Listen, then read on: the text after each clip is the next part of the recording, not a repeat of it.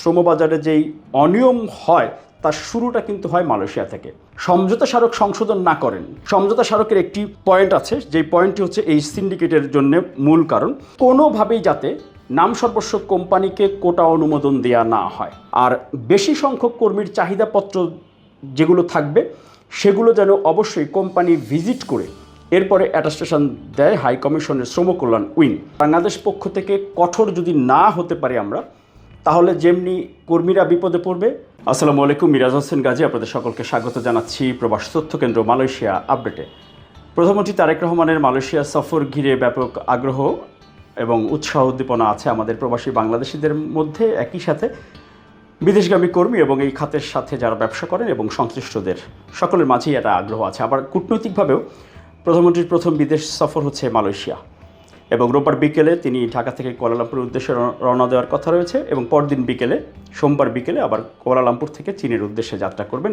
এটি এখন পর্যন্ত হচ্ছে শিডিউল রয়েছে নির্ধারিত প্রধানমন্ত্রী তারেক রহমানের মালয়েশিয়া সফরে। এবং মালয়েশিয়া সফরে শ্রমবাজার এবং বিনিয়োগ ইস্যুতে মূলত আলোচনা হবে, তবে মূল ইস্যুটি হচ্ছে শ্রমবাজার চালু করা। আমাদের যে মালয়েশিয়ার শ্রমবাজার চালুর খবর বা চালুর আলোচনা হলেই সিন্ডিকেট একটি বড় ইস্যু সামনে দাঁড়িয়ে যায়। সোজাসাপটা কথা, সিন্ডিকেটটা হয় মালয়েশিয়া থেকে, মালয়েশিয়া চায় বলেই সিন্ডিকেট হয়, এবং তারা বাংলাদেশের উপর, বাংলাদেশি ব্যবসায়ীদের উপর বা বাংলাদেশি কর্মীদের উপর নানা রকম অভিযোগ অপবাদ দিয়ে থাকেন।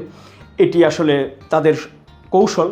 মালয়েশিয়া তারা বাংলাদেশ থেকে কর্মী নেওয়ার ক্ষেত্রে বরাবরই তারা সীমিত সংখ্যক রিক্রুটিং এজেন্সির মাধ্যমে তারা নিতে চায়, এবং আমাদের যেই সমঝোতা স্মারকটি আছে এখন, যেটি বলবৎ আছে, পরিষ্কারভাবে একটি পয়েন্ট সেখানে উল্লেখ আছে।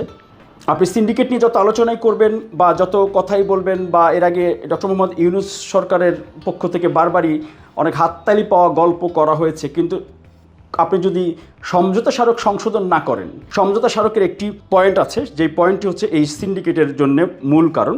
এই সমঝোতা স্মারক অনুযায়ী বাংলাদেশ কর্তৃক প্রেরিত বৈধ রিক্রুটিং এজেন্সি সমূহের তালিকা থেকে নিয়োগকারী মালয়েশিয়া সরকারের বিধি অনুযায়ী বাংলাদেশি এজেন্ট বেছে নেবেন। এ বিষয়ে মালয়েশিয়া সরকারের স্বচ্ছতা ও ন্যায্যতা নিশ্চিত করবে বলে সমঝোতা স্মারকে উল্লেখ করা হয়। মূল কথা হচ্ছে, বাংলাদেশ থেকে আমরা যত এজেন্সির নামই বলি, যত প্রস্তাবনায় দিই, সেই দেশের নিয়োগকর্তারা হচ্ছে বাছাই করে নেবে তারা কার মাধ্যমে। এটি সংশোধন না করলে আপনি এখানে আসলে সিন্ডিকেট বা সীমিত সংখ্যক রিক্রুটিং এজেন্সি বা সবার জন্য উন্মুক্তকরণ, এটা আসলে সম্ভব না। এটি প্র্যাকটিক্যাল কথা, এটি মালয়েশিয়া সরকারের একটা ঘাড়তেরামিও বলা যেতে পারে।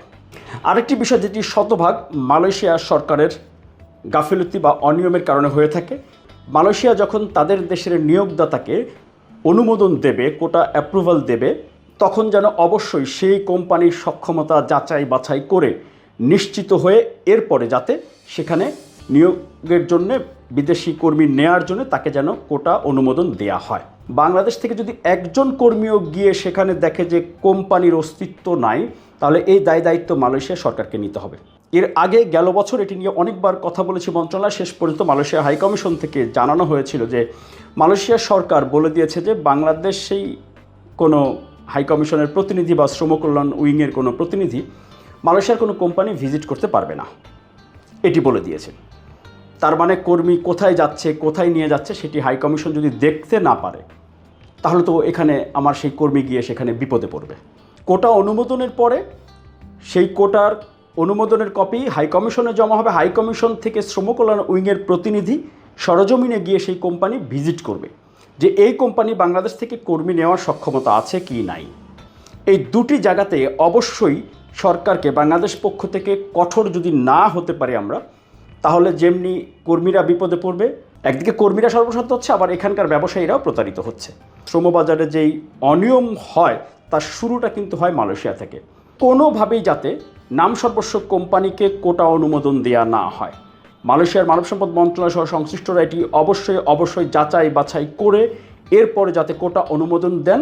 কারণ আপনি একজন কর্মীকে 1 লাখ টাকা না, ফ্রি পাঠাইলেও যদি সে ওইখানে গিয়ে দেখে কোম্পানি নাই, সে অবৈধ হয়ে যাবে। অবৈধ হয়ে যাওয়া মানেই তো তার সেখানে অপরাধী হয়ে যাওয়া। তো টাকা পয়সা খরচ করে অপরাধী হবে আমার একজন কর্মী, এই বিপদে আমরা ঠেলে দিতে পারি না।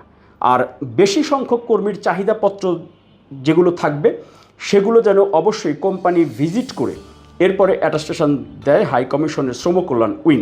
এই জায়গায় হাই কমিশনকেও দায়িত্ব নিতে হবে।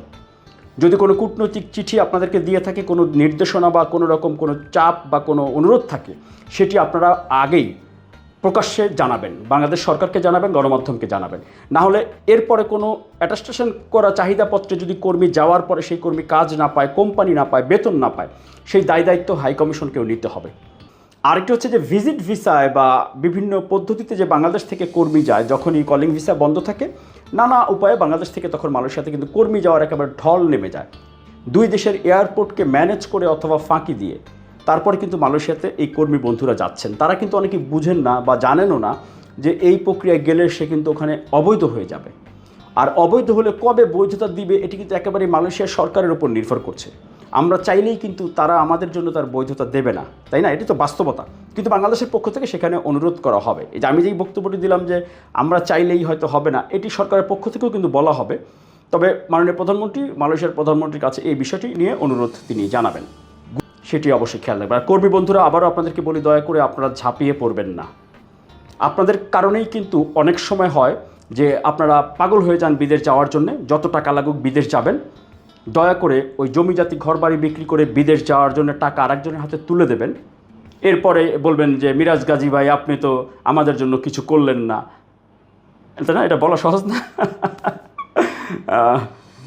তারপর সবাই তো আর একদিনে সচেতন হবেন না, এটাও জানি। এই কারণে তো আসলে এই যে বছরের পর বছর ধরে প্রবাস তথ্য কেন্দ্র এই প্ল্যাটফর্মটি নিয়ে হাউকাউ করে আসছি, এত চিল্লাচিল্লি করি। হ্যাঁ, অনেক ভালোবাসা পেয়েছি আপনাদের, অনেক ইউটিউবে 12-13 লাখের বেশি সাবস্ক্রাইবার। ইনশাল্লাহ নিয়মিত আপনাদেরকে আপডেট দেওয়ার চেষ্টা করব। মাননীয় প্রধানমন্ত্রীর এই সফরের শুভ কামনা করছি, সফল হোক। এবং আমার পাসপোর্টের মেয়াদ নাই, এই জন্য আমি যাইতে পারতেছি না, আমি খেয়াল করি নাই, পাসপোর্টের মেয়াদ শেষ হয়ে গেছে। তার চেয়ে বড় কথা, মালয়েশিয়াতে কেউ দাওয়াত দেন নাই আপনারা প্রবাসী বন্ধুরা। দাওয়াত দিলে ঠিকই যাইতাম। এই একজন কি আমার মানে দাওয়াত দেওয়ার মতো বন্ধুরা আপনারা নাই মালয়েশিয়াতে? মিরাজ হোসেন গাজী বাইরে দাওয়াত দিতে পারলেন না একজনও, নাকি দিয়েছিলেন কেউ? ওকে, শুভকামনা। দেখা হবে মাননীয় প্রধানমন্ত্রীর এই সফর শেষ হোক, ভালো খবর আসুক, এরপরে যাবো ইনশাল্লাহ। সবাই ভালো থাকবেন, আল্লাহ হাফেজ। আপনি কি বৈধভাবে কর্মী হিসেবে বিদেশে যেতে চান? আপনি কি রেমিটেন্স যোদ্ধা হিসেবে প্রবাস জীবনযাপন করছেন? আপনার জন্য প্রয়োজনীয় এবং জরুরি সকল তথ্য হাতের মুঠোয় পাচ্ছেন প্রবাস তথ্য কেন্দ্রে। প্রবাস তথ্য কেন্দ্র ইউটিউব চ্যানেল, এরই মধ্যে 10 লাখের বেশি সদস্যের বিশাল একটি পরিবার আমরা এখন।